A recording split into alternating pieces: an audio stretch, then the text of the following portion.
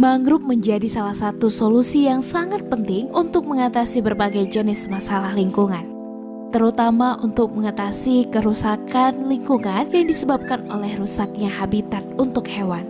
Kerusakan ini tidak hanya berdampak untuk hewan, tapi juga untuk manusia.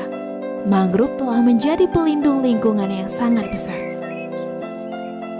Nah, di pantai banyak para petani menanam tanaman bakau karena manfaatnya yang banyak bagi kelangsungan pantai di tempatnya. Selain itu, tanaman bakau juga dapat membuat suasana sekitar pantai menjadi lebih indah.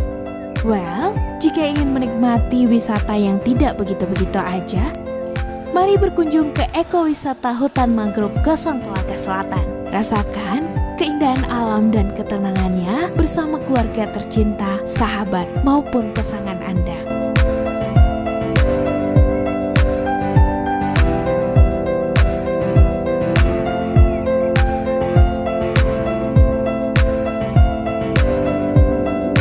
Bumi adalah ibu kita. Terlepas dari keinginan kita untuk menyakiti ibu kita, dia akan selalu mencintai kita selamanya.